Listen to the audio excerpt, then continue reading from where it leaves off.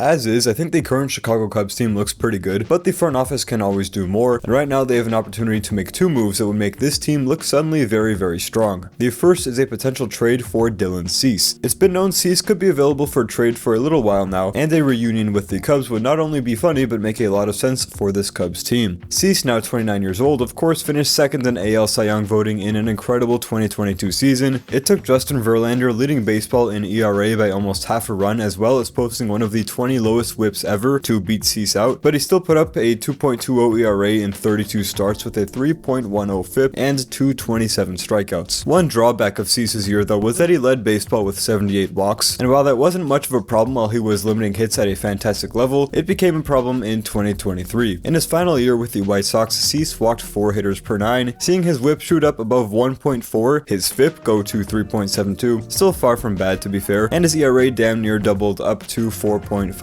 and he simply walked too many guys for someone who that season was not able to stifle hitters like he did in the year prior. Following a trade to the Padres with spring training already underway, Cease then managed to find a comfortable middle ground between his maybe unsustainable Cy Young runner-up season in 2022 and his terribly disappointing 2023, bringing his walks per 9 down from 4 to 3.1 in 2024, and putting up a lower whip and an equal FIP to his 2022 results. With a 3.47 ERA last year, Cease was the 21st best qualified starter in baseball, and he also threw the 10th most innings at 189.1. Cease's availability has been a huge plus for him regardless of his performance. If you look at the past 5 seasons, not one starting pitcher has equal to or more than Cease's 148 starts. So in an age of every pitcher's arm falling off, especially ones that have swing and miss stuff like Cease does, it's incredibly valuable to have a guy who has almost never missed a start. You could also look at this the other way though. You could say that no pitcher is more due to have his arm fall off than Cease, and maybe the Padres have looked at his workload and said, yeah, this guy's going to be cooked pretty soon, let's trade him. But the Cubs, I'm sure, have done their homework, and if they do make a move for Cease, I'm sure they're not going to be adding a guy who they know is going to need Tommy John like immediately. I think it's very fair to say that at this point in his career, while Cease might not be an ace, he's shown that he has that upside and is a certified top end of the rotation starter at the very least. Nice thing is the Cubs already have 2 of those in Steele and Shota. Tyon's fine in the middle of the rotation as well, and then Matthew Boyd is really a wild card, but adding Cease to this mix gives us a rock solid 1-2-3, and honestly a pretty good back of the rotation as well. He is only under contract for 1 year, so it's not like we'd expect this elite rotation to carry far into the future, but for 2025, Dylan Cease does look like an excellent option all things considered. The Padres GM AJ Preller loves to make big moves. I don't know how desperate he is to move Cease, but with the way the Cubs farm is, very few players with 1 year of control are out of reach, and if Jed really wants Dylan Cease, he absolutely has the resources to get it done. It's just a matter of how much San Diego wants and how much Jed is willing to give up. Shifting over to our next guy here, I've already talked about Alex Bregman one time on this channel, but adding him to this team would drastically change our third base position from what it looked like last year. Bregman is just a rock solid player all around. He's a great defender at third, and on offense, while last year was a bit of a confusing down year where his previous elite walk rate kind of disappeared, he still avoided strikeouts at an elite level and slugs 26 homers with 30 doubles in 145 games. The single lowest OPS plus Bregman has ever put up in a season was 113 in a 90 or so game season for him in 2021, but since then the player that he has settled into being would honestly just all around be the second best overall player on this Cubs team behind Kyle Tucker. You can see his season averages on offense here, and while they're not insane, they are pretty fantastic for a guy who plays some of the best third base defense in the league. Fans who would question the addition of Bregman for reasons besides the 2017 Astros cheating scandal would I think bring up the fact that he'd block Matt Shaw's spot off at third base, or maybe force Matt Shaw to second base and force a trade of Nico Horner. No matter what, it usually includes Matt Shaw, and I just want to say I think we're all jumping the gun a bit on Matt Shaw here. The guy could very well be a fantastic player and maybe even be one very soon, but he has 35 career games at AAA. He played great and was very promising, but in Bregman and Horner, we're already talking about like 3.5 to 5 WAR players, and that's a level that we're happy if Matt Shaw ever reaches. There is absolutely no guarantee he will, and I don't think we should let the possibility that he does stop him from acquiring or playing guys that have already proven they can play at a high level. No telling what Bregman will end up getting with his contract. There's been vague reports that the Cubs don't want to give him the long-term deal he's searching for, but have tried to instead offer him something more creative. We'll see what that entails, probably something with a bunch of options, but it remains to be seen where he will go. He is one of the best free agents left on the market, so it's not like he'll just be forced to settle for whatever the Cubs offer. Anyway, I think I've said all I have to say about Cease and Bregman. The Cubs may be 2 main targets at this point. I don't know. I mean, ask Jed to be honest. But yeah, thanks guys for watching. Like, sub,